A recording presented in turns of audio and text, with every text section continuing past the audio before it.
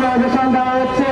সেই চেয়ে থেকে আমাদের সামাজিক অবক্ষয় দেখা দিয়েছে, পারিবারিক কলহ দেখা দিয়েছে। আমরা আমাদের মন মানসিকতা আমাদের যে দুশ্চিন্তার মধ্যে কাটিয়েছি, অনেকে অসুস্থ হয়ে পড়ছে, অনেকে স্ট্রোক করছে। আপনাদের কাছে বর্তমান সরকারের কাছে আমাদের মন্ত্রী প্রতিমন্ত্রী মহোদয়ের কাছে আবেদন, আমাদেরকে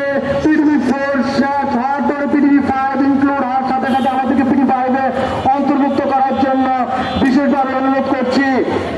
আমাদের সন্তানেরা যদি লেখাপড়া না করে, এই সন্তানেরা আপনারা শিক্ষা নিয়ে কাজ করেন, অনেক ফলপ্রসূ কাজ করেন, তাহলে আমাদের এই শ্রমিক শ্রমবান্ধব দৈনিক মজুরি ভিত্তিতে মাস্টারগুলো যারা নিয়োজিত আছেন, তাদের পরিবারের পরিজন রয়েছে, সেদিকে বিবেচনা করতে হবে।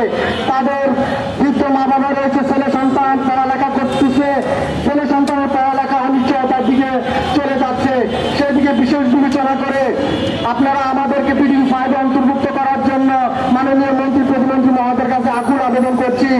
আমাদের দুঃখগুলো বোঝার চেষ্টা করুন।